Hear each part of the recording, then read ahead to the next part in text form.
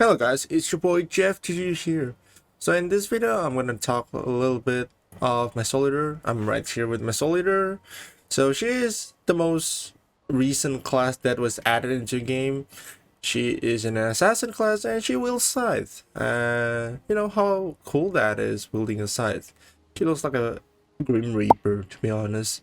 But yeah, she is arguably one of the best DPS in the game right now, no doubt. She still deal like a ton of damage even though you play like, I don't know, mashing your buttons, I guess. So yeah, she is relatively easy to play in my opinion, very chill to play because she's a hitmaster class, so you can just attack from any angle. You don't care, just DPS the boss from everywhere. I mean, it's different from like entropy. Like, play entropy, let's say you're want to play after a hard day from work and you just want to chill. You cannot really do that sometimes with entropy, especially if the boss moves around. You might miss your spells, you know, you might get irritated by that, like anyway, she is actually one of a class that is fun to play in my opinion. At least for me, I feel like it's really fun to play. And also she's very versatile, so you can just adjust her accordingly depending on what the raid requires. For example, like some of her skills, you can just change the tripod and be a good utility.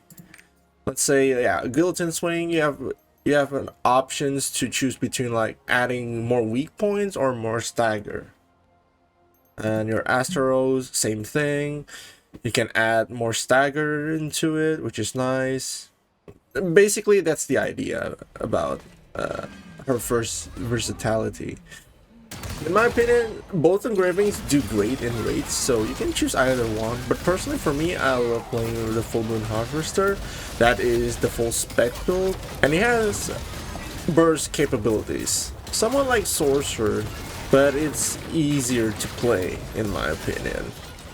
She is quite mobile as a spec class thanks to her self buff, Lunatic Edge, which increase movement speed by a certain amount, and also Vestige, which allows you to pass through bosses. Yeah, it's just good skill right there. So in this video, I'm gonna show you guys a little bit of my build because there are some people who are asking what my builds are, what gems I'm using, what skills I'm using, what are the tripods I'm using. So yeah, I'm gonna show it to you guys. This is not a guide video, by the way. I'm just showing you guys how I play her. So yeah, let's just get into it. Okay, so we're gonna talk a little bit about her identity, specifically Full Moon. I don't play Knight's Edge though, so I'm not gonna explain that class engraving.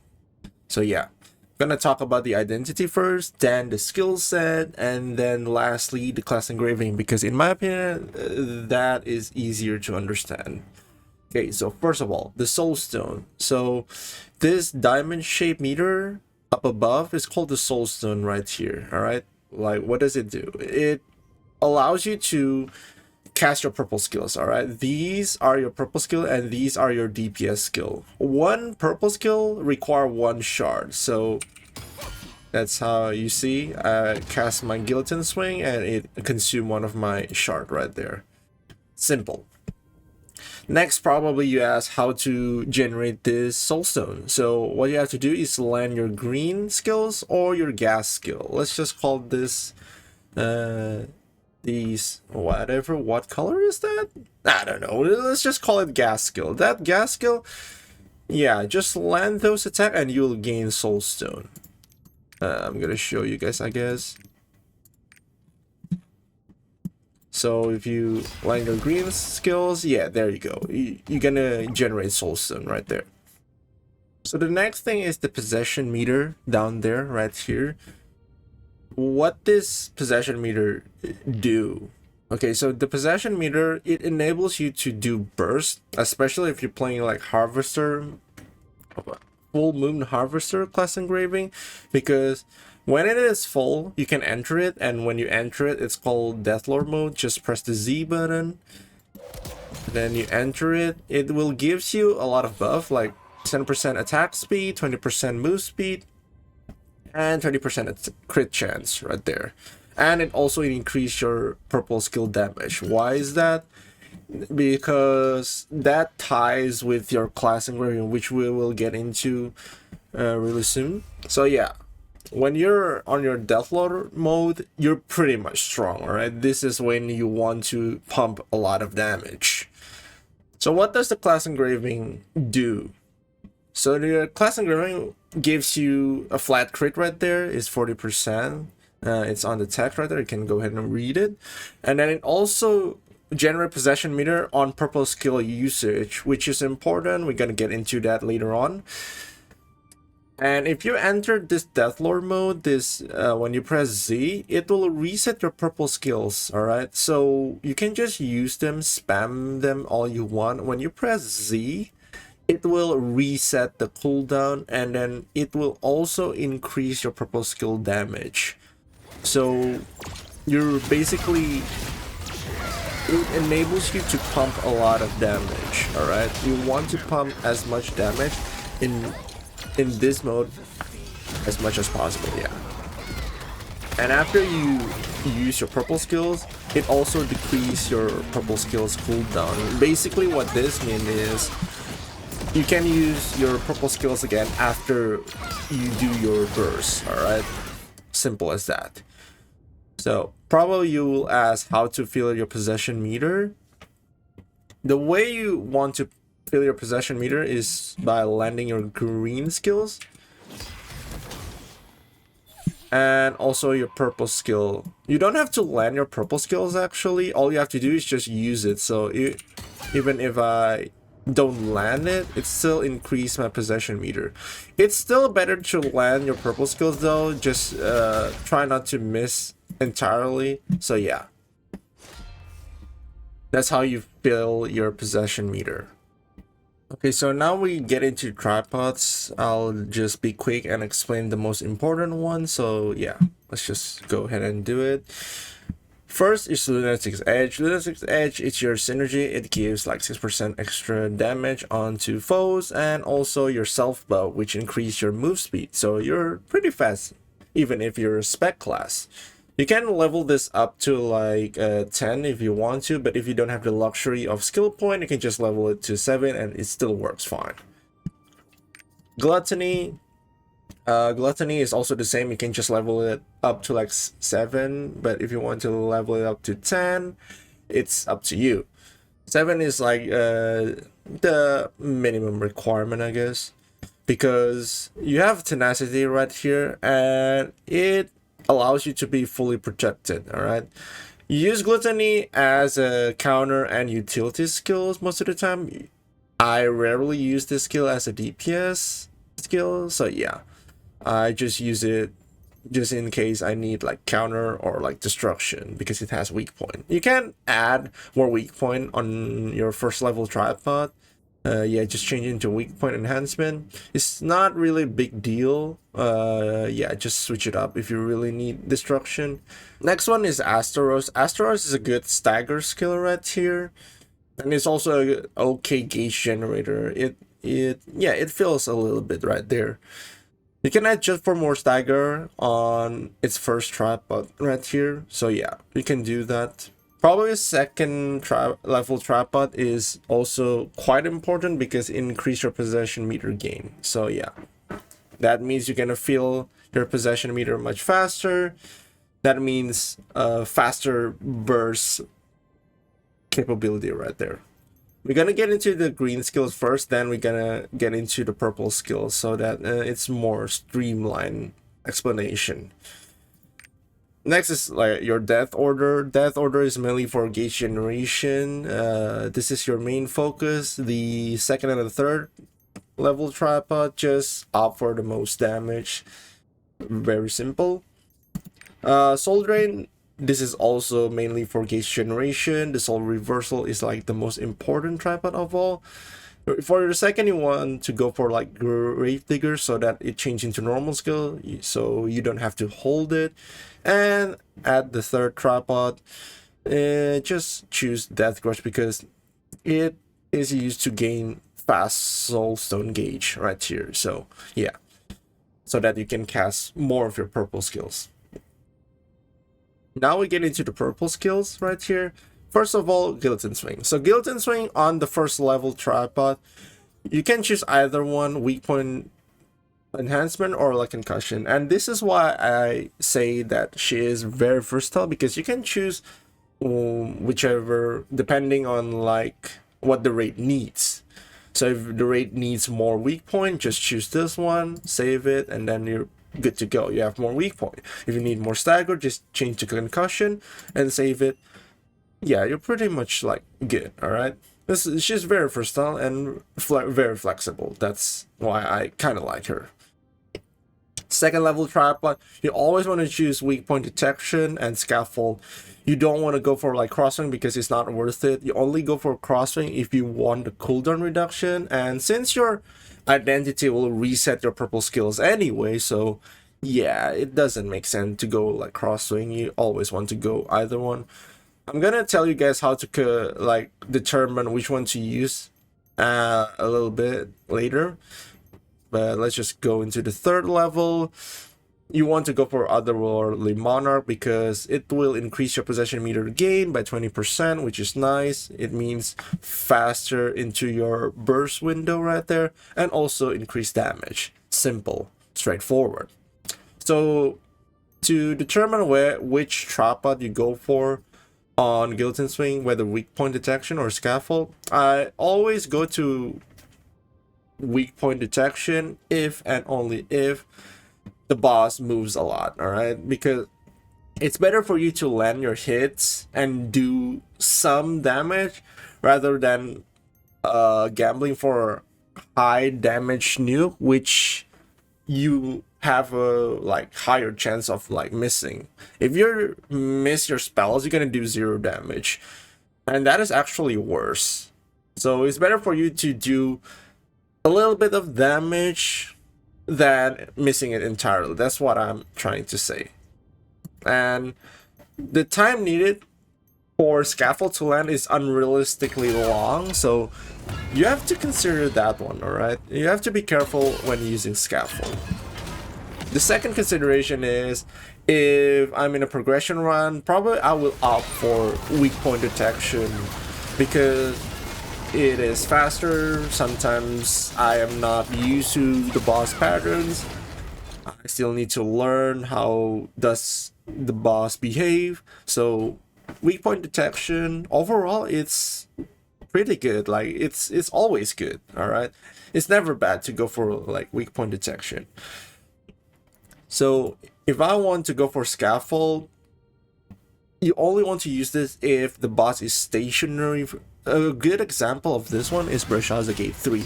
The boss doesn't move around, he just stands still right there, so you can just use scaffold and just do a ton of damage, right? Second of all, if you already comfortable with the boss patterns, you already know where he gonna move or something like that, you can go for scaffold because it gives you more damage. Like why not? Right there. Too much damage right there. So the second purple skill is Reaper Sight.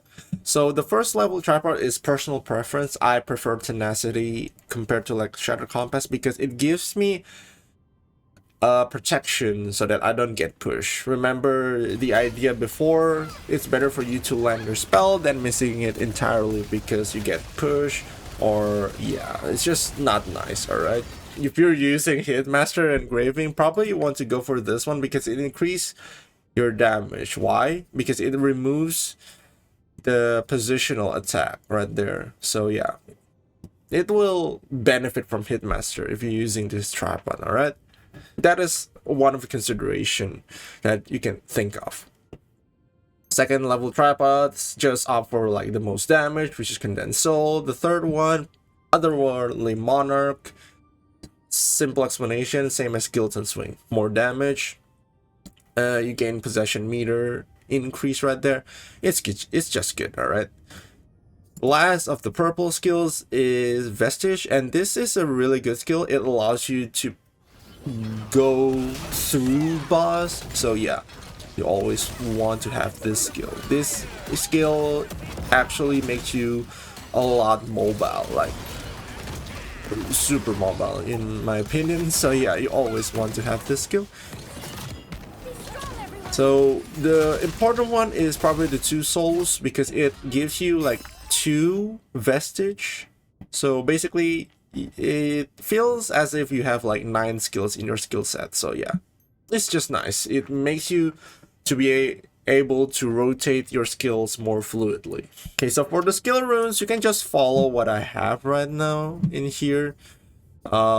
This wealth rune on Astaroth is not really mandatory. You can just run blue wealth rune on Astaroth. It's still completely fine. So yeah.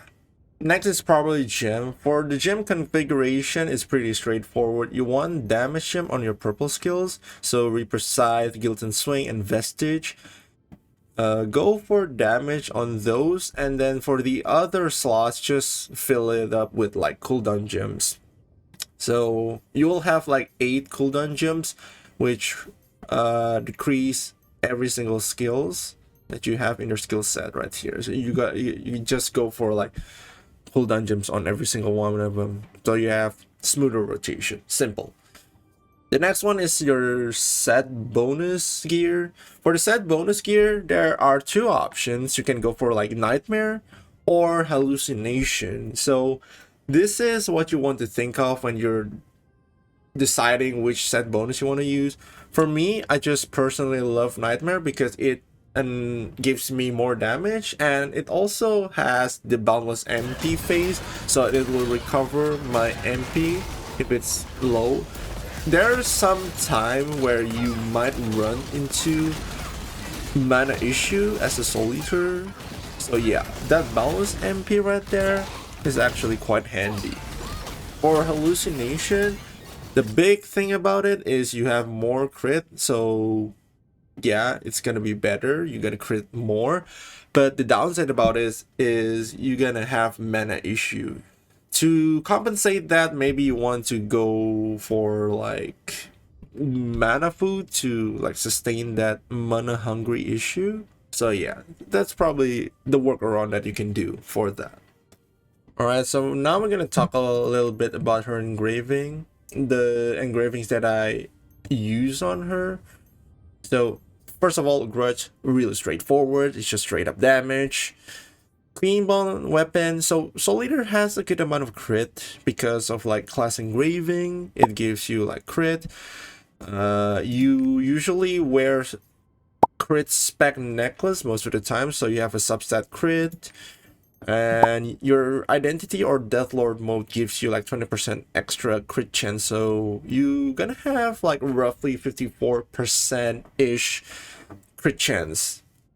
If you use adrenaline, it's gonna increase it even more, up to like around 69%, which is a good number.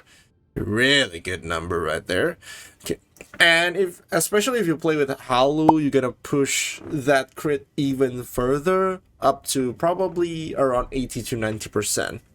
You might overcrit though if you have like a lot of crit synergy in your party, so you do want to keep that in mind. Conclusion is, Keenblunt is efficient for Souleater most of the time, alright?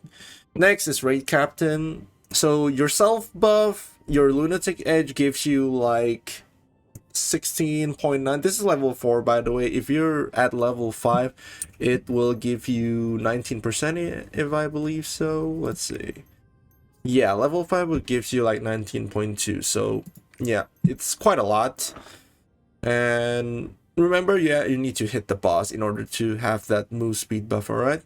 So yeah, keep that in mind. And if you add that up with like support buff, the total you're getting is like 31%. That's pretty high, alright? You get like a good efficiency on Raid Captain. And if you enter your Deathlord mode right there, your possession meter right here, then you're gonna gain full benefit from Raid Captain. So yeah, Raid Captain is always like a good option for you. Adrenaline though, adrenaline is just used for the crit chance to push that Keenblunt efficiency even further. Simple as that. And then you have your class engraving right here. So yeah, that is how I plan my engravings. You can probably change one of the engraving into Hitmaster. That is also a good option. But right now I'm already comfortable with my own build. So yeah, I'll just like not play with Hitmaster. And it's already doing great. So now we're on to the golden question that everyone asks. Should you play Souleater? My personal answer is yes. I think you should give her a go for at least once, especially the Full Moon Harvester, because I play that. Probably you can go ahead and try Night Age. I hear that it's also good and it's gonna be even better in the next patch. So yeah, not to mention she's an assassin, and assassins are hot as hell usually. I mean, how can you not stare at her right here? She's just beautiful, man. All right, anyway, she is easy to play. Like, she's not hard to master in my opinion. She does a ton of damage, so it's good to boost your ego for all the meta chaser out there. Excuse me. And she's gonna get nerfed though in the future. Yeah, it's not the end of the world. They nerf her quite a bit on the specialization factor right there. Maybe Nitro will be better at that point, but for me, I don't care, honestly, because I just play her for fun. I enjoy her gameplay right now. I enjoy Full Moon Harvester, not because of the damage alone. Right now, she's the second highest eye level in my roster. She is behind my Blade, which is my main. And my plans up ahead for her is I want to push her even more so that I can play her on several endgame content. For example, the Ivory Tower or Akan hard mode. Yeah, something like that. Those are my thoughts about Souleater. What do you guys think of her? Do you like her? Does she meet your expectation when you try her out? Or do you hate her because she snatches your MVP? Let me know in the comment section down below. I will love to read your thoughts, guys. And I think if you guys want a full review, probably I can make one in the future. So yeah, let me know that too in the comment section down below. With that said, yeah, thank you everyone for watching this video. I hope this video is helpful for you to determine whether you want to play a Souleater or not, especially the Full Moon Harvester. I also stream on Twitch at twitch.tv/Arshay. You can just follow me there. The description is down there below. And yeah, with that said, don't forget to like and also subscribe to the channel, guys, because it really helps me to make more content. And with that said, yeah, have fun with Souleater, guys, and peace out.